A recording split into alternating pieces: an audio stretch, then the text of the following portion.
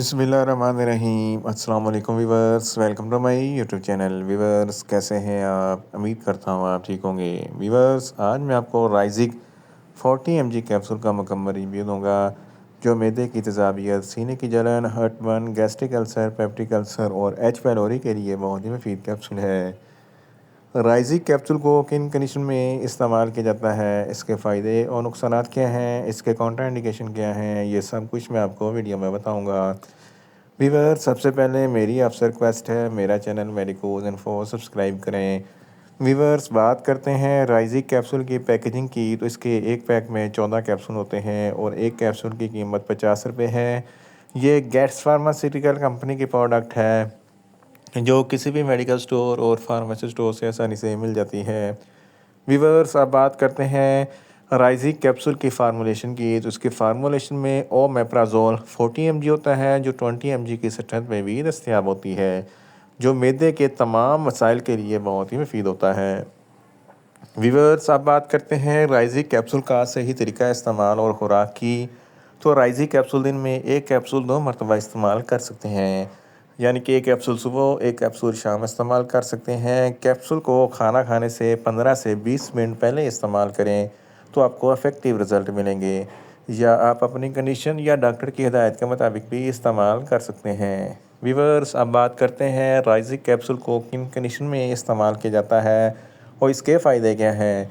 राइजिक capsule में omeprazole होता है, जो मैदे की तेज़ाबियत को कम करता है। अगर आपके मैदे में बहुत ज़्यादा एसिडिटी है, तो इस कंडीशन में राइजिक कैप्सूल बहुत ही मुफीद है। इसके अलावा अगर आपके सीने पे जलन होती है या हार्टबर्न होता है, तो इस कंडीशन में भी राइजिक कैप्सूल बहुत ही मुफीद है।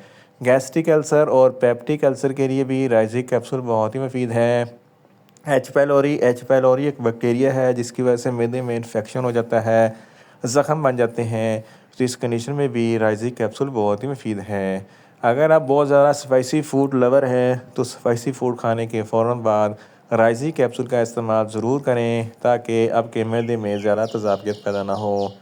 इसके अलावा जड़, जिसको गैस्ट्रोएसोफेगस रिफ्लक्स डिजीज़ कहते हैं, जिसकी वजह से जब आप खुराक खाते हैं तो खुराक अच्छे तरीके से हज़म नहीं होती और उसकी तेज़ाबियत सांस की नाली में आ जाती है, जिसकी वजह से सीने पे जलन होती है, खट्टे मीठे डकार आते हैं, तो इस कंडीशन में भी राइजिक कैप्सूल बहुत ही मुफीद हैं। अगर आपको भूख नहीं लगती या खुराक अच्छे तरीके से हज़म नहीं होती या बदहज़मी है, तो इस कंडीशन में भी राइजिक कैप्सूल बहुत ही मुफीद है। इन शॉर्ट, राइजिक कैप्सूल हर किस्म की मैदे की तेज़ाबियत, सीने की जलन, heartburn, gastric ulcer, peptic ulcer और एच पैलोरी के लिए बहुत ही मुफीद कैप्सूल है। व्यूअर्स, अब बात करते हैं राइजिक कैप्सूल के नुकसानात की, तो राइजिक कैप्सूल के कोई नुकसानात नहीं हैं, ये सेफ़ टू यूज़ है, मगर ओवरडोज लेने से कुछ मामूली से नुकसानात हो सकते हैं। मतली हो सकती है, उल्टी हो सकती है, ज़्यादा प्यास लग सकती है, ज़्यादा पसीना आ सकता है, चक्कर आ सकते हैं और नींद वगैरह का मसला हो सकता है।